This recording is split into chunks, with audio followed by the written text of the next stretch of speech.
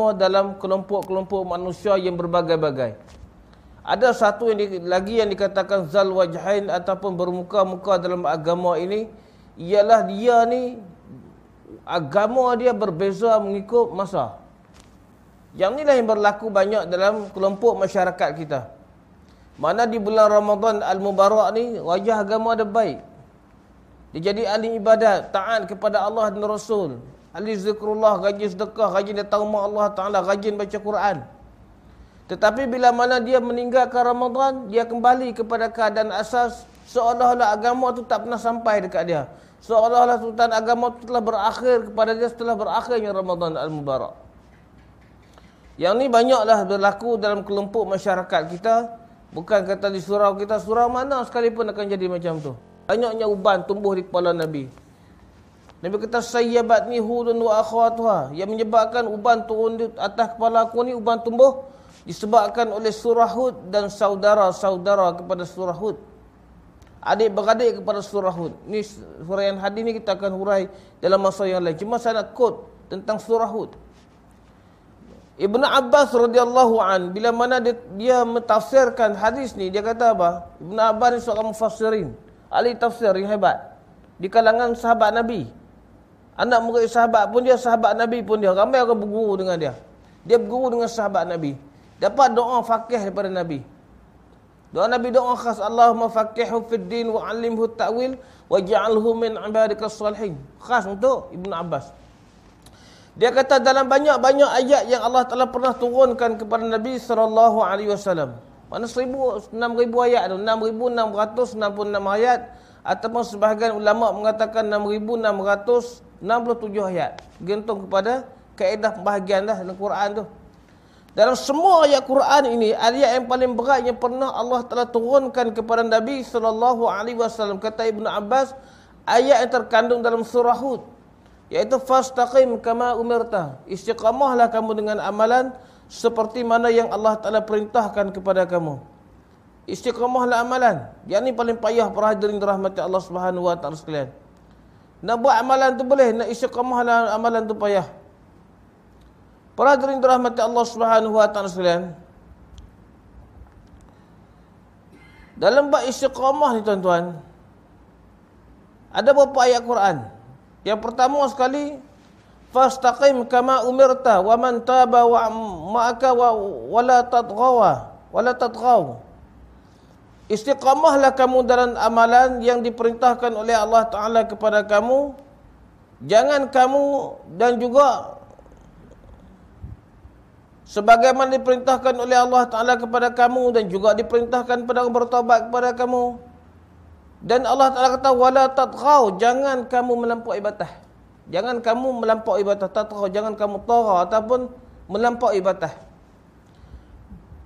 Bila Allah Ta'ala sebut bab istiqamah ni, Allah Ta'ala sebut jangan melampau. Sebab musuh kepada istiqamah lah amalan, nak berterusan amalan ialah melampau lah amal ibadat.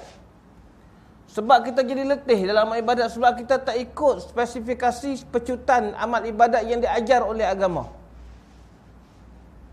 Kita hidup atas dunia ni lebih kurang daripada akal balik. Katalah kita mati umur 65. Katalah 65 mati. Akal balik ke 15. 40 tahun ni maraton. Kalau kita speed dalam 100 meter, kita akan letih ya? Kita maraton kan? Jangka masa jarak dari jauh. Kita speed mungkin 100 meter. Rebah kita. Sebab speed 100 meter ni dipanggil melampau. Tak padan dengan keadaan tubuh badan, kesihatan, keperluan hidup kita tu, tak padan dengan kita. Kita pergi buat lebih-lebih. Agama tak suruh lagu tu. Bila kita buat lebih, maka kita akan letih. Bahkan lepas letih, kita akan meninggalkan amal ibadat. Kecelaan syarak sampai pada kita, termasuk dalam golongan yang dua wajah dalam agama. Sebab tu para hadirin dirahmati Allah Subhanahu wa Ta'ala sekalian, dalam amal ibadat ni dia ada petua dia. Apa petua dia? Qaribu wasaddidu wa abshiru. Dekatkan diri kamu dengan Tuhan, berpada-pada dan bergembira. Dia 3 poin ni mesti ada. Yang pertama, dekatkan diri dengan Allah, jangan berhenti. Mana berterusan. Qaribu ni qarib, dekat. Apa maksud qarib? Apa maksud qarib? Apa makna qarib ataupun muqarrabah? Maksudnya ialah la ghulu wala taksir. Jangan melampau, jangan tak buat langsung. Jangan melampau sampai kita letih. Sebab Nabi, amal ibadat Nabi, katakan Nabi buat qiyamul lail, Nabi buat 11 rakaat separuh malam je. Kita pergi buat tak tidur langsung, habis Ataupun kita memang jenis jarang-jarang buat. Bila Ramadan kita pergi buat lebih-lebih sangat. Jadi kita rasa kita nak kembali stamina Ramadan. Nak buat 11 rakaat, letih ya. Sebab tu dalam amal ibadat malam Nabi buat separuh malam. 10 malam terakhir Nabi tak tidur lah. Kita pergi ambil 10 malam terakhir tak tidur. Lepas tu kita pun hilang terus. Timbul balik pergi surau malam pertama Ramadan. Kita ingat orang pun tengok kita, ataupun kita pun tengok orang ni, habis Ramadan dia pun hilang, pergi tak kembali dah. Tiba-tiba awal Ramadan, malam pertama mai pula. Kita ingat, kami dah sebut inna lillahi wa inna ilaihi raji'un dah kat Pak Long. Ingat dia tak ada dah. Sebab apa letih aku tu, tiba-tiba timbul lah. Ramadan baru timbul, sebab dia hamba Ramadan, dia tak faham amal ibadat lagu mana. Sebab dia buat 10 malam terakhir. 10 malam terakhir Ramadan tu pula, tahun depan pula dia buat qiyamul lail perdana, tahun depan pula dia timbul. Ini penyakit dalam masyarakat kita. Sebab tu kalau kita jenis buat 2 rakaat tak apa. Khairul amal, sebaik-baik amalan itu berterusan. Khairul amal adwamuha, berterusan. Wa in qallat, walaupun sikit. Sekali pun sikit, jangan putus benda tu, maintain. Oleh kerana Nabi buat 11 rakaat, Nabi qadha balik 11 rakaat kalau Nabi tak jaga malam. Kita jenis buat mampu 2 hingga 4 rakaat, 2 hingga 4 rakaat je kita. Baru kita boleh buat benda tu dengan baik. Tak mampu kita nak buat solat tasbih malam-malam. Tak mampu kita nak buat witir malam-malam. Tak mampu nak buat 11 rakaat. Kita jenis sebab kita bekerja siang esok. Kita bangun pukul 5 pagi. 5 pagi kita masuk bilik air 15 minit, 20 minit masuk bilik air. Bukan lama sangat dah. Kita keluar pada bilik air pukul 5.20. Kita dah ada tingkat atas jadah dah. Dalam mula tu 2 rakaat yang ringan. Nabi kata, "Idza qama minal lail," jika kamu bangun untuk mendirikan tahajud pada waktu malam. Solat malam ni kira tahajud semua yang sekali. Semua tahajud solat malam ni. Nabi kata, "Fal yaftah salata bi rak'ataini hafifataini." Mulakan 2 rakaat malam kamu dengan 2 rakaat yang ringan. Warming up dulu, jangan speed dulu. Kita semua benda ada warming up. Pemain bola pun masuk padang, dia warming up dulu. Dia bukan boleh masuk tengah padang tu ya. Masuk dulu. 5 minit. Rakaat pertama Fatihah saja, rakaat kedua Fatihah saja aja. Habis bagi salam, assalamualaikum, assalamualaikum, bangun pula. Yang ni panjang sikit, kita tengok 5.25. Kita nak berhenti dalam 5.40. Yang ni kita boleh baca bacaan yang panjang-panjang, bahkan boleh pegang mushaf. Ataupun di rumah kita tak rugilah, kita beli handphone pun mahal. Belilah apa dia rehal yang tinggi lagu tu. Di rumah kita sebagai satu tanda kecintaan kita kepada Allah. Ada apa tanda tugu cinta kita dengan Allah apa? Tu rehal rumah kita tu bubuh Quran besar. Kan habis banyak mana pun. Kuat-kuat saya ingat RM300 keliling Quran kot barangkali. Bubuh di rumah tanda kecintaan kita kepada Allah, tugu cinta dengan Allah. Bila kita mati esok orang datang ke rumah kita, orang tengok Allah ada rehal ni, mudah-mudahan Tuhan terima amalan. Orang dia berdoa atas dunia. Kita mati dah masa tu. Baiknya orang macam ni, baiknya orang dia kata kita baik. Orang dia kata kita baik daripada jantung hati dah. Masa baik maka baik dah kita. Bukan seperti skrip tu imam kata apa yang kita nak kata pada mayat ni baik, berani kita kata tak baik, RM5 hilang. RM5 bukan murah ni, boleh buat minyak motor penuh juga. Kan? Ada tempat di mana tu pondan mati duduk depan. Pondan mati kan. Jadi lepas mayat-mayat, imam tanya pada makmum, apa yang kita nak kata pada ini mayat? Makmum dah kata apa? Cantik pun dah. Tuan-tuan rahmati Allah Subhanahu wa taala sekalian. Kalau kita buat, habis 15 minit kita sembahyang. Kita masuk 15 minit terakhir ni, dalam lingkungan 15 minit terakhir sebelum subuh ini termasuk dalam saat-saat yang paling mustajab doa.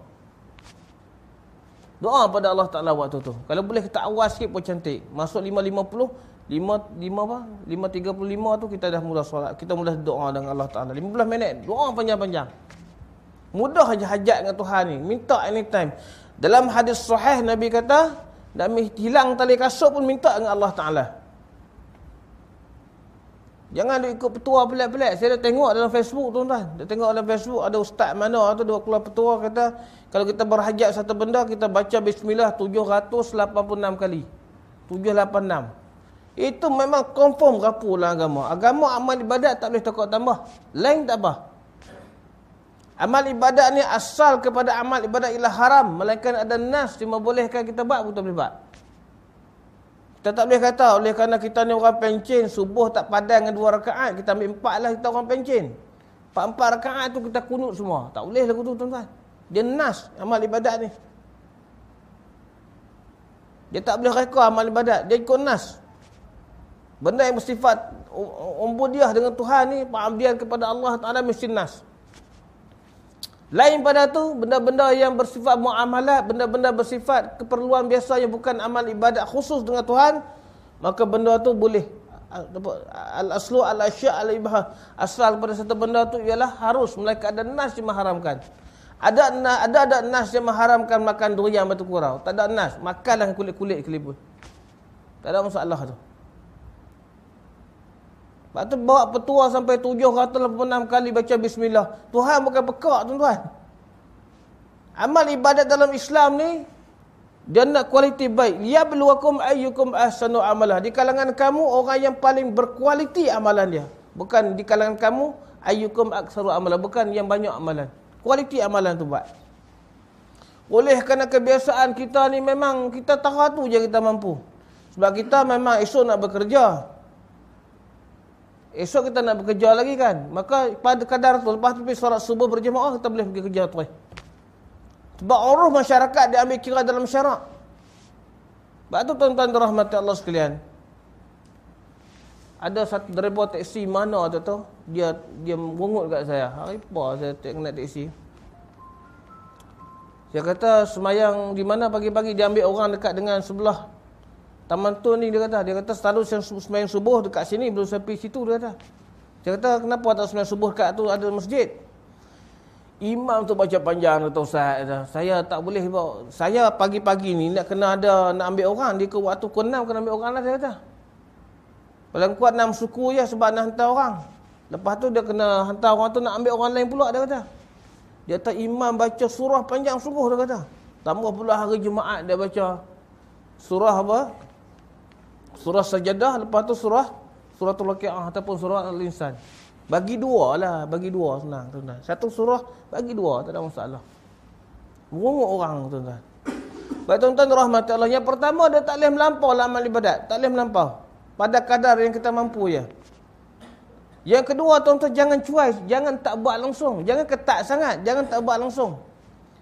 Ketat sangat kita tengoklah bulan kita baru lepas Syawal kan. Raya kedua dah mula dah, puasa 6. Orang dah beraya lagi. Betul lah kalau ikut hujah kita raya Aidilfitri ni memang raya pertama, tapi uruf masyarakat zaman Nabi di Madinah keliling kelalang tu ya, orang nak beraya. Kita ni bini dekat Singapura, suami dekat Kota Baru. Jadi raya di Singapura, balik pula beli macam-macam barang Singapura ni. Nak makan dengan budu sekali tu. Balik-balik sana, Tok kata, opah dah puasa hari ni. Jam cucu ni nak raya tak ada mana, tak boleh makan sekali.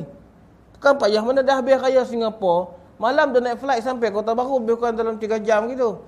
Tak sampai 3 jam, 2 jam tu ya. Sampai sana, pagi esok nak makan dengan opah. Dia nak makan opah atau opah puasa hari ni. Bapa membalik lambat sangat. Opah tu pula lepas habis raya puasa 6 dah nak raya, orang pun tak ada dah balik kerja masing-masing dah. Jadi agama ni mayyushaddudin, adin yusrun. Nabi kata agama itu mudah, wa mayyushaddudin. Siapa yang syadid dalam agama dia, keras dalam agama, ketat dalam agama dia, ghalabahu, dia akan ghalib, dia akan gagal. Payah agama tu. Relax benda tu. Tapi jangan tak buat langsung. 30 Syawal orang tanya, saya tak dah puasa 6. Ada lagi 6 hari dia tak banyak. Yang tu berat sangat pula, ketat sangat. Sebab tuan-tuan dirahmati Allah sekalian, jangan kita ketat sangat dalam amal ibadat ni. Dia cara Islam ni bukan nak agama brek kecemasan, bukan agama handbrake ataupun brek kecemasan. Bukan emergency brake punya agama. Nabi bulan puasa, Nabi tengah duduk, lepas Nabi sahur semua sekali, masuk dah waktu subuh. Bilal duk makan lagi, Bilal bin Rabah duk makan lagi. Datang sahabat, wahai Rasulullah, telah masuk waktu subuh, minta Bilal azan sekarang ni. Nabi kata, sabarlah dulu. Ni Bilal tengah makan ni, bagi dia habis makan, sekali dia azan lah. Ada tak Nabi tarik tangan Bilal? Berhenti, masuk dah waktu ni. Ada lagu tu. Kalau kita macam mana? Kalau kita ni tengah-tengah nak makan, nasi lekat dekat engkau berhenti terus. Lepas tu 13 jam setengah tercekik tuan-tuan. Lebih tak mampu. Lebih tak mati. Kalau kita tengah makan, tiba-tiba orang azan, kita telan makanan tu dulu. Dalam Sunan Abu Daud, dia cerita boleh habiskan makanan yang dalam pinggan tu. Tapi tak apa, tak ambil yang habislah mulut cukuplah. Ambil air minumlah. Lepas tu tak apalah. Berat. Bukan Islam tak ada pertimbangan langsung. Kadang-kadang syadid dalam agama, ketat dalam agama. Jadi dia fail dalam agama.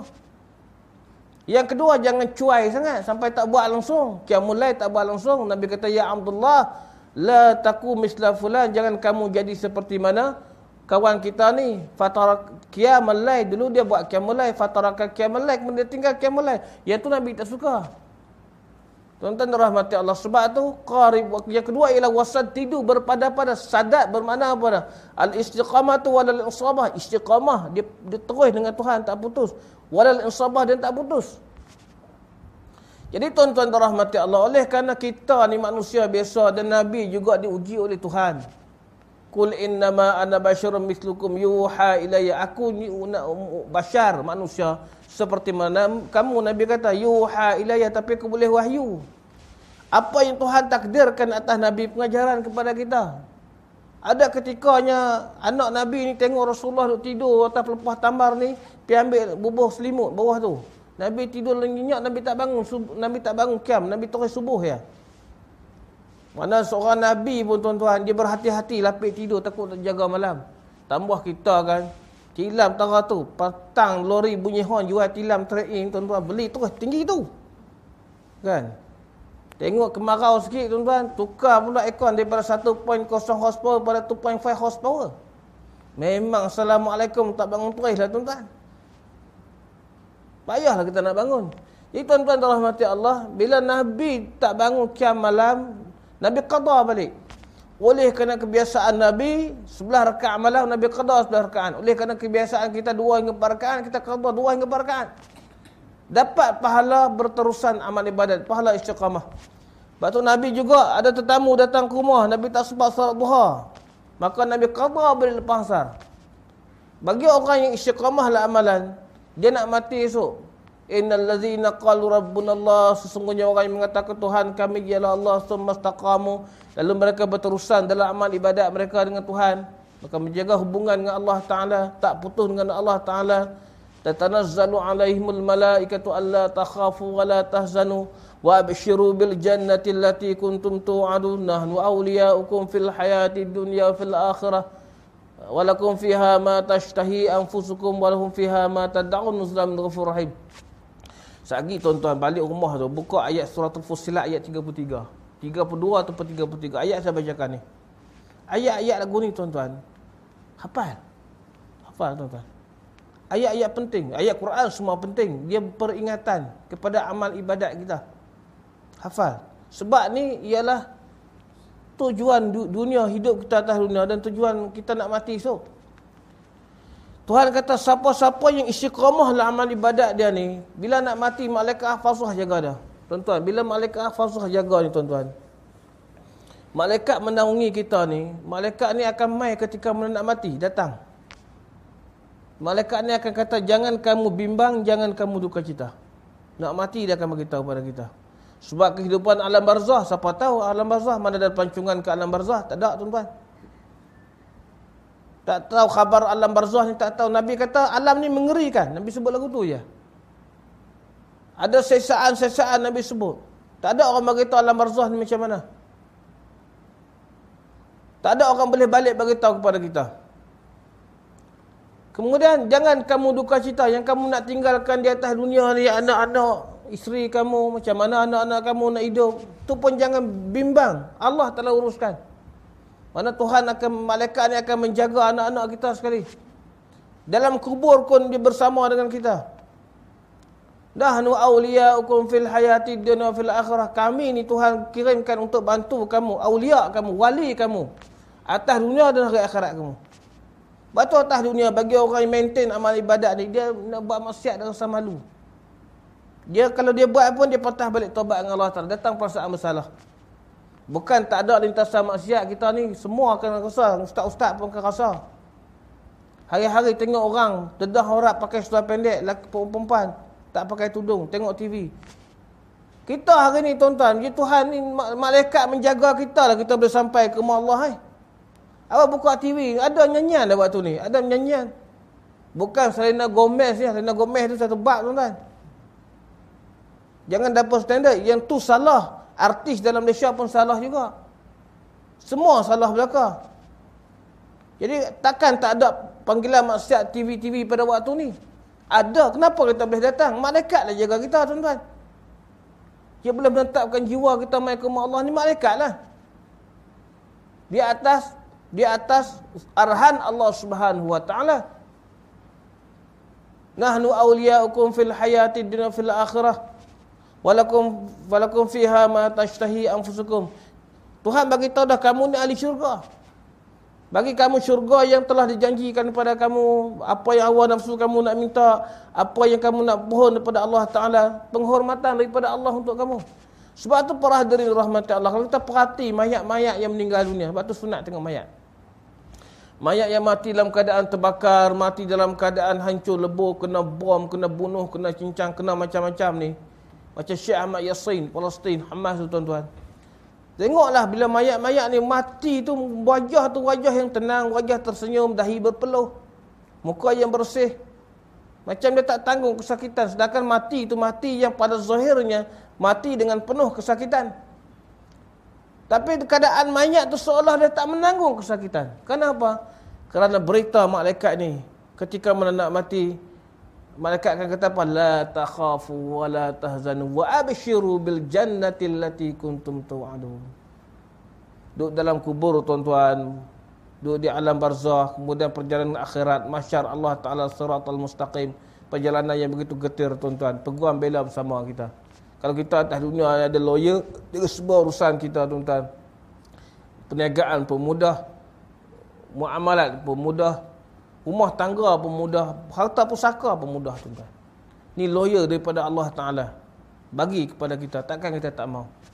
Sebab tu tuan-tuan rahmat Allah sekalian, kena istiqamahlah amal ibadat kita. Berterusan amal ibadat, jangan buat bermusim amal ibadat kita. Apa yang kita buat ketika mana di bulan Ramadan, bulan biasa pun kena buat. Tadarus, buat tadarus. Tadarus ni kita duk mengaji, ni tadarus lah. Yang duk baca Quran tu, selalunya kita dibentuk oleh TV, betul tak tuan-tuan? TV bentuk kita. Kalau tadarus dalam TV tu halaqah baca Quran, kemudian tasmi'. Bacaan begitu memang mendatangkan pahala. Pahala qiraatul Quran dan pahala tasmi', memang dapat pahala. Tetapi tadarus bukan begitu. Tadarus pada perkataan darasa. Tadarus pada perkataan darasa. Siapa mengaji bahasa Arab dia reti benda ni. Tadarus. Darasa apa maksud darasa? Darasa maksudnya belajar. Untuk memahami. Itu maksudnya darasa. Kuliatul dirasah. Wal adab. Kuliah pendidikan dan juga akhlak. Kan? Darastu fi Jami'atul Malaya. Aku belajar di Universiti Malaya. Darastu. Aku telah belajar di situ. Kan? Darasat. Madrasah. Perkataan darasah, dia keluar pada perkataan yang sama dah. Asal kepada perkataan ni. Bila tadarus, mana dia ada perkataan, dia ta tu menunjukkan dia fi'il mudhari'. Perbuatan itu bermula dan berjalan ke depan. Di tadarus ni tuan-tuan, belajar. Kalau baca Quran tak faham, boleh pahala bacaan tapi tak boleh pahala belajar. Bagi orang tadarus ni, dia ada kelebihan pahala yang lain pula. Selalu saya baca hadis tu, wa majtama'a qaumun fi buyutin min buyutillahi ta'ala wa yatadarasunahu bainahum. Tidaklah satu orang, satu kaum, satu kelompok manusia dia masuk ke dalam rumah pada rumah Allah Ta'ala. Min buyutin fi buyutillahi ta'ala. Fi buyutin min buyutillahi ta'ala. Rumah daripada rumah Allah. Dia tak sebut rumah daripada fi buyutikum, pada rumah kamu. Rumah Allah. Dia bila merujuk rumah Allah Ta'ala ni, merujuk pada proses yang berada di rumah Allah Ta'ala lah. Proses belajar ni, proses di rumah Allah Ta'ala. Kuliah-kuliah pengajian agama di rumah Allah Ta'ala. Sebab tu dia katakan, fi buyutikum. Nabi kata lagu tu.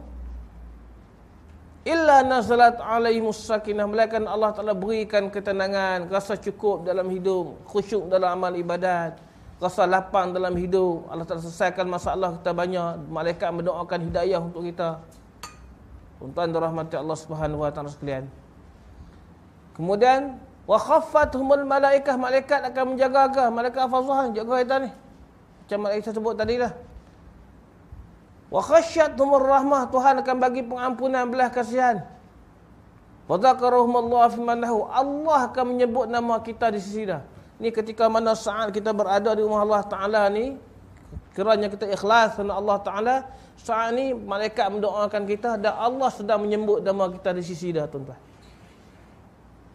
Sebab tuan-tuan rahmati Allah, takkan dapat benda ni melainkan ikut amalan-amalan. Sebab tu kita minta segala panduan amal ibadat kita berdasarkan hidayah daripada Allah Ta'ala. Sebab tu kita duk tanya diri kita, apakah doa yang pertama kita pohon kepada Allah tiap-tiap hari dalam sembahyang kita? Kan, kita baca bismillahirrahmanirrahim, alhamdulillahirabbil alamin.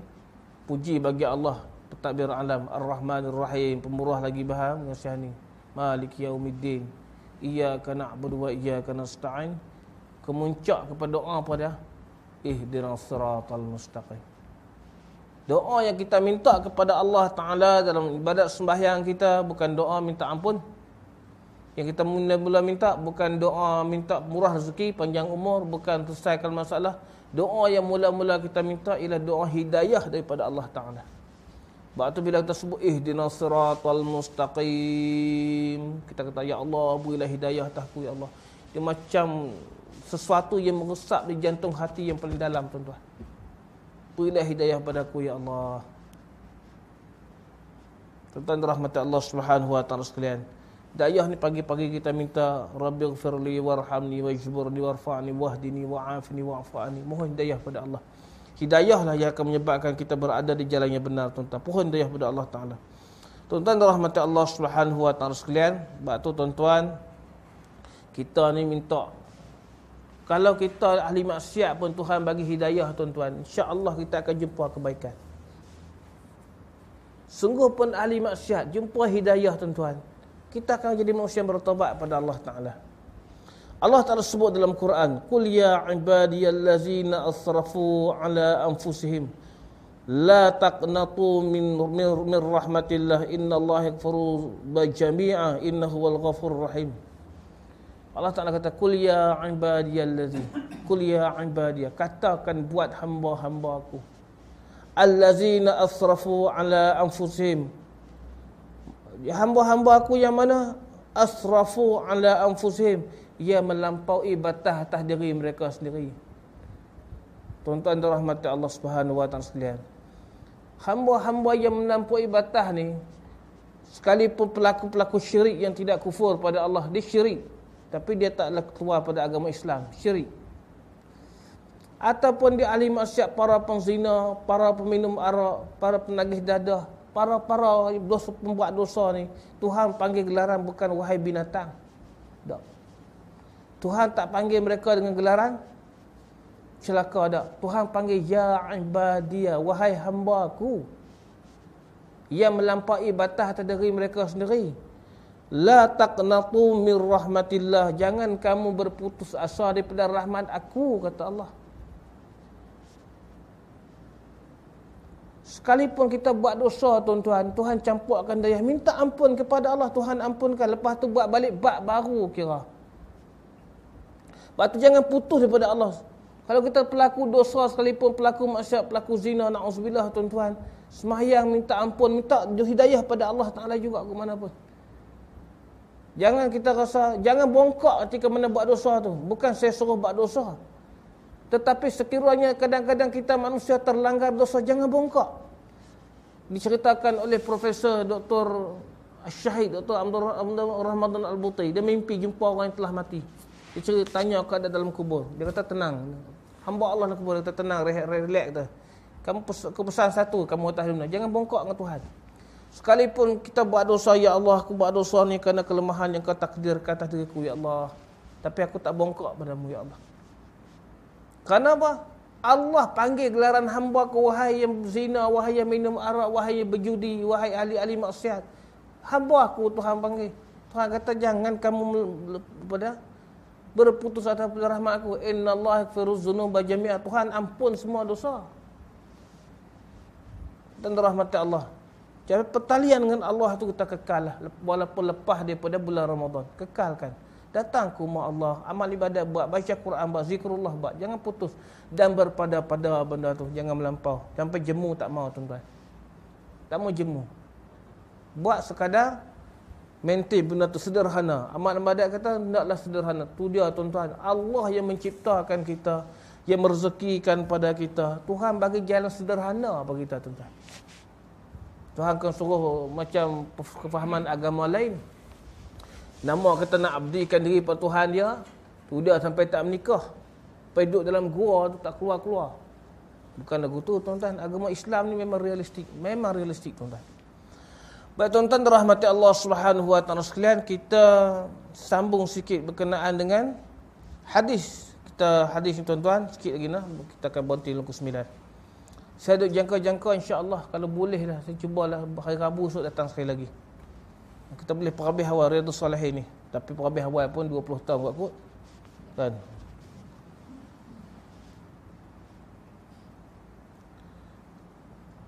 Wa an Abi Abbas Abdullah ibn Abbas ibn Abdul Muttalib radhiyallahu anhu anna Rasulullah sallallahu alaihi wasallam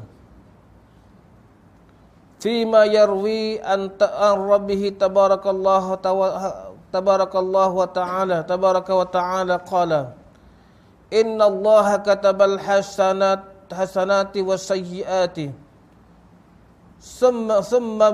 ثم بين ذلك فمن حمى بحسنة فلم يعملها كتب الله تبارك وتعالى عنده حسنة كاملة وإن حمى بما فعملها كتب الله 10 حسنات إلا 700 ضعف إلا أضعاف كثيرة وإن حمى بالسيئة فلم يعملها كتب الله عنده حسنات كاملة وإن حمى بها فعملها كتب الله سيئة واحدة متفق عليه. Tuan-tuan dirahmati Allah. Daripada Ibnu Abbas kata Nabi SAW, ya Allah Subhanahu wa taala telah menetapkan innallaha katabal hasanatin wasayyiatin. Sesungguhnya Allah Taala telah memaktubkan, telah menceritakan, telah menggaris panduankan benda dosa dan benda pahala. Satu benda yang dosa dan pahala ni Tuhan telah maktubkan kepada kita. Jelas pada kita satu pahala. Sebab tu tuan-tuan fitrah manusia ni tuan-tuan dia boleh faham benda tu. Zina, agama apa anggap benda tu salah tuan-tuan? Agama Islam menganggap benda tu dosa. Judi, agama lain tak suka, agama Islam menetapkan sebagai dosa. Tu pejuang-pejuang LGBT tu pun tak tahu tuan-tuan. LGBT. Transseksual, bisexual. Laki suka laki, perempuan suka perempuan. Kita kata kalau lah ni kita kata aku nak anak lelaki kamu buat macam tu juga, dia pun rasa tak mau. Sebab dia memang tahu benda tu salah, cuma hawa nafsu tu degil tuan-tuan. Sebab tu ada orang tanya artis terkenal ni perempuan, mau tak anak kamu ikut kamu jadi penyanyi? Dia tak mau. Dia kata teruk dalam kehidupan penyanyi, jadi artis ni tergelumang dalam maksiat. Dia pun tahu benda tu tuan-tuan. Sebab apa? Benda telah dimaktubkan oleh Allah Ta'ala sebagai benda tu benda dosa tuan-tuan. Pergi ziarah dekat penjara Sungai Buloh. Jumpa dengan penyamun. Yang dia berempat menyamun. Tanya dia, menyamun ni bagus tak? Dia kata tak bagus lah, menyamun malu. Kena penjara, kena apa. Macam mana kalau keturunan kamu jadi penyamun? Tak maulah, dia kata tak mau, terkejut dah. Apa dah? Tak maulah jadi penyamun, tak mau jadi perempuan, tak mau jadi apa. Sebab apa? Anak-anak boleh malu, saya dalam penjara, anak-anak pula duduk dalam keadaan terbiar, adik-beradik duk kata, orang duk kutuk mak pak. Benda ni benda umum, masyarakat telah faham bahawa benda yang salah tu salah, yang betul tu betul, tuan-tuan. Sekalipun mereka ini golongan-golongan yang nak mengisytiharkan sebagai benda salah tu benda betul. Dalam hati mereka, tuan-tuan, mereka tahu benda ni tak munasabah pada penerimaan umum. Ahli-ahli gay yang suka laki dengan laki, perempuan suka perempuan tu, dia pun tahu fitrah kejadian manusia tak akan berlaku dengan cara yang dia buat. Manusia tidak akan membiak dengan cara macam tu. Tak ada sejarah manusia membiak dengan cara macam tu. Tak dibuktikan dengan sains. Bahkan Allah telah menyatakan manusia daripada hubungan laki dan perempuan. Sebab Allah telah maktubkan benda tu berlaku, tuan-tuan. Dan benda-benda yang baik. Benda-benda yang baik. Manusia umum terima sebagai benda kebaikan. Tolong manusia, bantu manusia. Kasih kepada manusia. Benda-benda tu kebaikan. Semua benda-benda kebaikan pun umum telah tahu bahawa benda tu baik. Maka kata Nabi SAW, "Faman hamma bihasanatin falam ya'malha kataballahu tabaraka wa ta'ala 'inda hasanatan kamilatan." Azan dulu kah? Dah lah. Barang siapa yang berniat nak buat satu kebaikan, tapi dia fala hamma bihasanatin falam ya'malha, tapi dia tak amal. Dia berniat nak buat satu benda yang baik. Falam ya'malha, tapi dia tidak lagi beramal dengan benda tu. Kataballahu tabaraka wa ta'ala 'indahu hasanatan kamilatan. Niat nak buat satu benda hak baik, baru niat nak buat satu benda yang baik, Tuhan telah tulis bagi dia satu pahala yang sempurna untuk kita. Berapa banyak atas surau tadi daripada rumah? Niat nak datang surau satu, niat nak mengaji satu, niat nak berzikir satu, niat silaturahim satu, niat nak apa dah? Sembahyang sunat qabliyah ba'diyah satu. Niat-niat yang banyak ni kalilah dengan satu pahala. Tuhan bagi sempurna. Walaupun berniat di rumah belum sampai lagi. Kemudian kata Nabi SAW, "Wa imhamma biha fa'amilaha kataballahu ashra hasanatin illa sab'ihima dha'fin illa adha'afin katsiratin." Bila kita menyempurnakan benda hak baik tu, maka Tuhan akan bagi 10 pahala hingga 700 kali ganda pahala. Kita datang ke rumah Allah Ta'ala ni dengan 5 niat tadi katakan. Insya' ada 2 maghrib, insya' 1 maghrib, 1 qabliyah ba'diyah, 2 kali, 4 kali. Waktu mengaji, kita mengaji, kemudian kita bersilaturahim sama kita. 5, 6, 7 kali dengan 10. Berapa? Kemudian bahagi pahala-pahala tertentu seperti mana sedekah. Sedekah ni dia tak jadi 10, dia niat dapat 1, buat dia jadi sampai 700 kali. Banyak tak pahala? Banyak pahala. Tak kira yang benda tu. Tuhan bagi kepada kita ni banyak. Cuma manusia ni kalau tiba-tiba akhirat esok pikul dosa juga, satu kepelikan. Sama ada dia tak beramal, dia tak ada ilmu, ataupun dia jahil, ataupun dia pikul dosa orang lain. Pergi duk ngumpat orang lain, kata ke orang lain, huduh mulut pada orang lain. Maka kata Nabi SAW lagi, "Wa in hamma biha wa in hamma bi sayyi'atin falam ya'malha kataballahu 'anhu hasanatan kamilatan." Kalau dia wa in hamma bisayyi'atin, kalau dia berniat untuk buat satu keburukan, nak buat dosa, nak berzina, nak minum arak, nak kata ke orang, macam-macam niat buruk dia buat. Falam ya'malha, tapi dia tak jadi buat benda tu. Niat nak buat dosa tapi tak jadi buat. Maka kata Nabi SAW, katabahallahu indahu hasanatan kamilatan.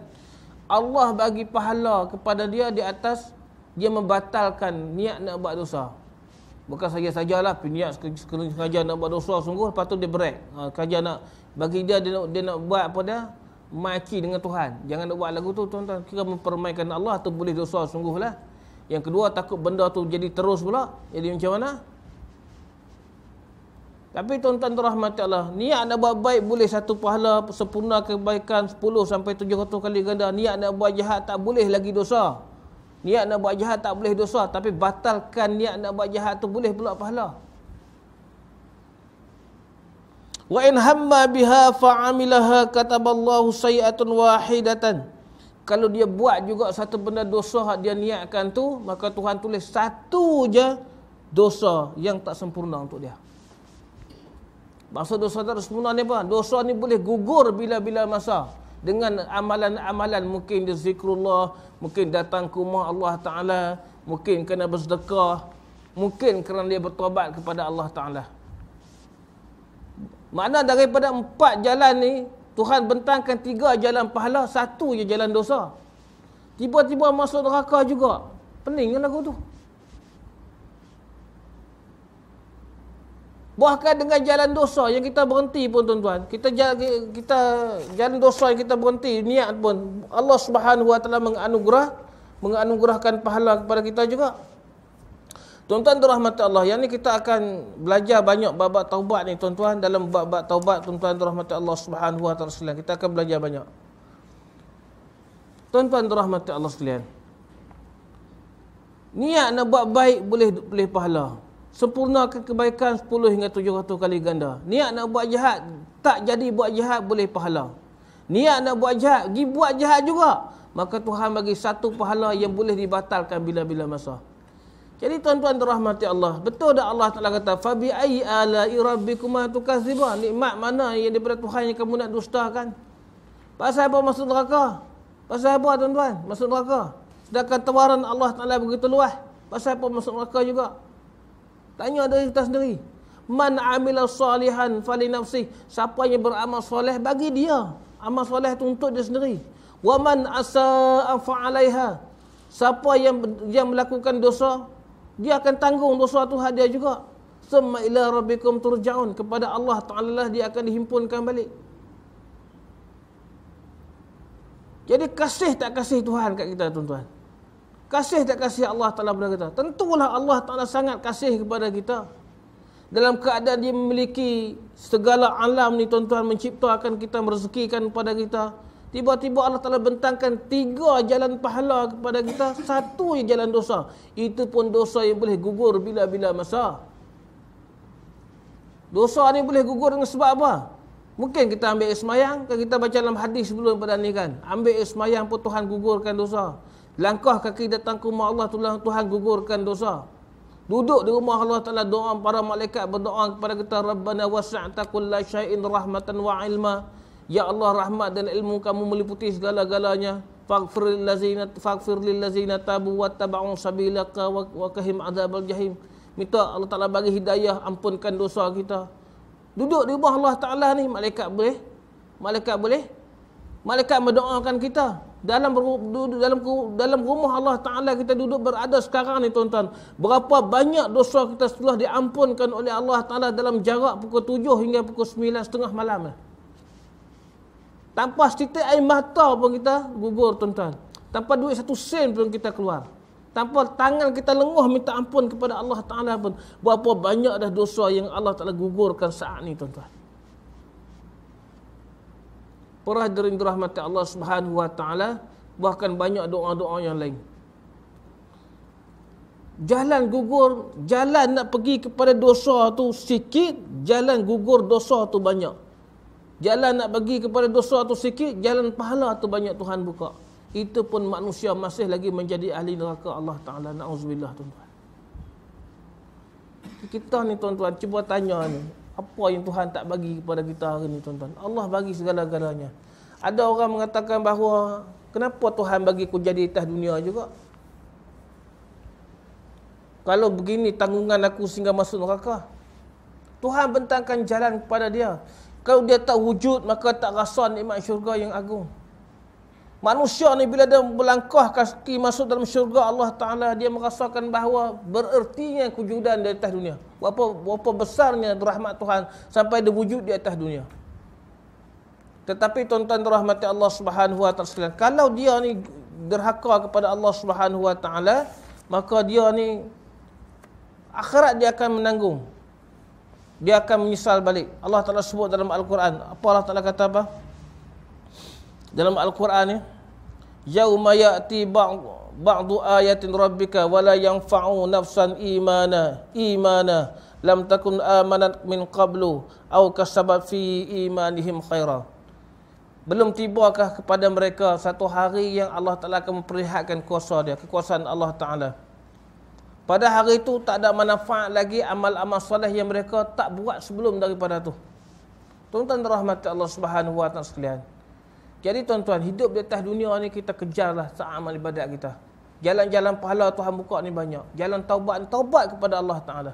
Sehingga mana Allah Ta'ala punya kasih kepada kita. Hamba-hamba yang melakukan maksiat pun Tuhan panggil, kuliah ibadi. Katakan buat hamba-hamba aku. Tuhan panggil kita ni, kalau anak kita buat tahana kat kita tuan-tuan. Anak kita ni pergi bagi spray apa dia, reset dalam mulut kucing. Bengal kita beli 6,000 lebih. Kita kata apa kat anak? Kita hayun anak tu pakai hanger . Kita bela ikan falauhan, beli mahal-mahal tuan-tuan, beli ikan kelisa. Anak pibuh dalam tu pada makanan kucing, mati ikan tu. Ikan arowana ni sambar tuan-tuan, dikira makan dia bakar macam piranha sikit. Kita pukul anak kita. Kadang-kadang terlepas cakap bukan-bukan pada anak kita. Kadang-kadang mak kita ni dia bercakap puas sikit pada kita ni, kita raja marah pada mak kita balik. Tapi Allah ni yang lebih besar daripada ikan arwana, lebih besar daripada bengal, lebih besar daripada nikmat kita ada anak, lebih besar daripada mak pak yang kita kena taat pada dia. Allah yang kita derhaka ni masih lagi belai kasih kita dengan penuh kasih sayang. Bahkan kata Nabi SAW dalam hadis sahih, apa dia, hadis kursi, Allah Ta'ala kata apa? Man laqiyani biqurabil ardi khati'atan la yusyriku bi syai'a. Siapa-siapa jumpa aku dengan dosa yang seberat dengan bumi tapi tak syirik kepada Allah Ta'ala, dia tak ada taubat ni. Dia tak syirik pada Allah. Semua dosa dia buat atas dunia belaka. Laqituhu maghfirah. Aku boleh ampun lagi dosa dia tuan-tuan.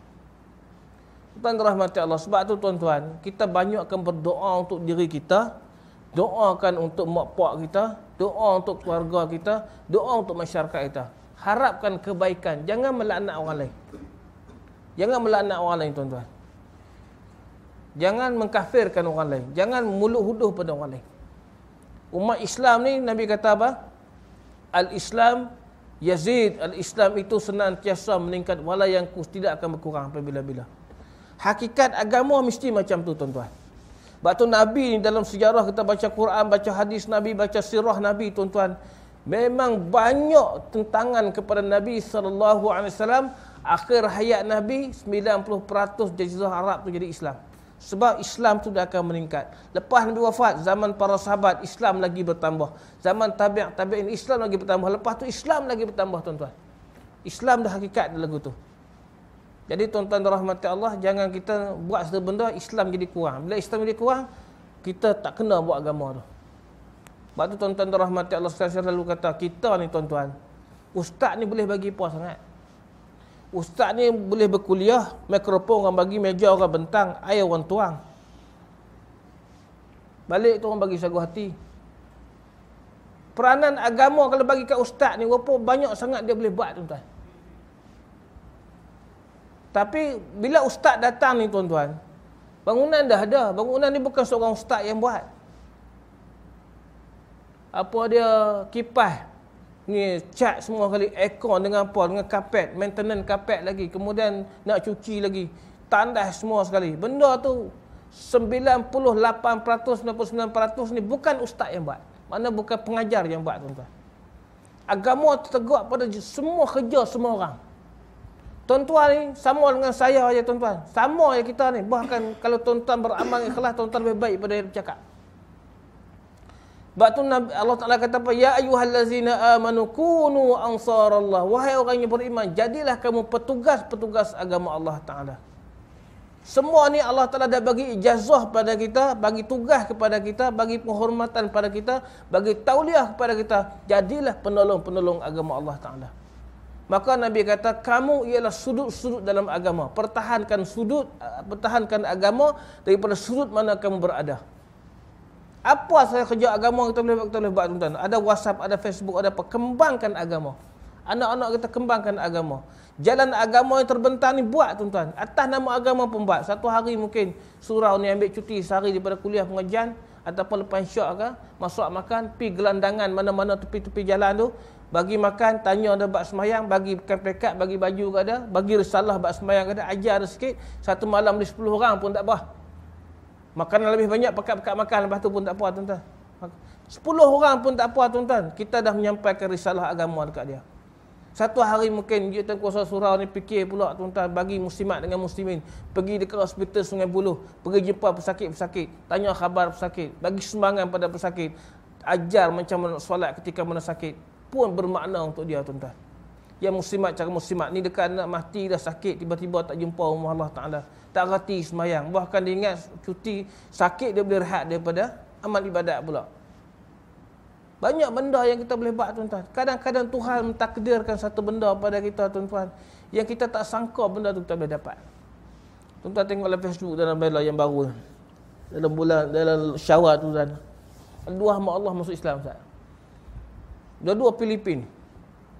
Saya pun tak bersungguh-sungguh sangat, cuma sahabat saya Razali ni dia berdoa banyak dengan Tuhan. Dia banyak doa dengan Allah Ta'ala, dia pulun sungguh-sungguh. Saya nampak dia memang orang susah. Mari kerja daripada Filipin, duduk kerja di kilang sawit. Makanan kadang-kadang terputus, tak ada makan. Kita dah bagi makan, dah bagi minum, tanya khabar, ajak buka puasa sekali. Kadang-kadang dia join sampai tarawih sekali. Dia non-Muslim, tapi kita ajak main masjid kita, tanya khabar semua. Cuma sahabat saya ni dia pulun lebih sikit percaya. Cuma doa dengan Tuhan dia tak putus. Dan saya pun tak terfikir dia akan masuk Islam. Sebab dia ni tuan-tuan rahmat Allah, dua orang ni, Albert Noh, seorang lagi nama apa Mak?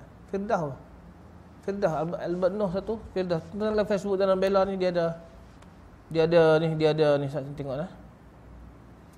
Dia dua-dua nama tu ada. Tuan-tuan rahmat Allah, depa ni dua-dua ni sengap, tak komunikasi dengan kita. Jadi soal jawab agama tuan-tuan, kalau orang tanya kita boleh balas, boleh berhujah bab Kristian tu lagu mana, Islam tu lagu mana, nampak meyakinkan sikit. Ni kita tak cakap apa pun bab agama dengan dia tuan-tuan. Cuma bagi kasih sayang dekat dia aja, bantu dia. Oh ni dia dua orang ni. Albert Noh, satu lagi, satu tak nampak. Seorang lagi nama Firdah tak silap. Saya nampak dia punya IC pendek, dia kecil sangat.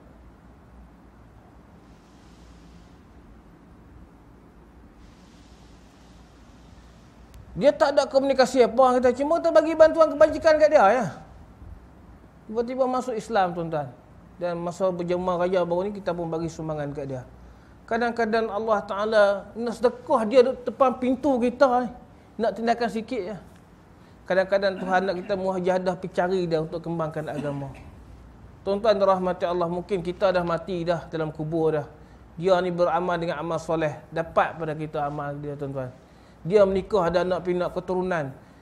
Mungkin keturunan dia tu sampai kiamat tu sampai 2,000, 3,000 orang, mungkin 10,000 orang. Kembang-kembang berzuriat dia tuan-tuan, bersulbi dia tuan-tuan. Semuanya beriman pada Allah, buat kebaikan tuan-tuan. Dalam kubur Tuhan bagi pahala percuma kat kita ya. Tuhan kembangkan banyak. Cuma jalan pahala ni tuan-tuan, Tuhan kebentangkan banyak. Cuma kita tak jumpa sebab kita tak jumpa pintu ilmu. Muslimin dan muslimat dirahmati Allah Subhanahu wa taala. Saya berat dululah hadis ni. Kita ada satu hadis lagi, hadis yang panjang sebelum kita pergi kepada bab yang kedua, bab taubat. Kita laju sikitlah insya-Allah.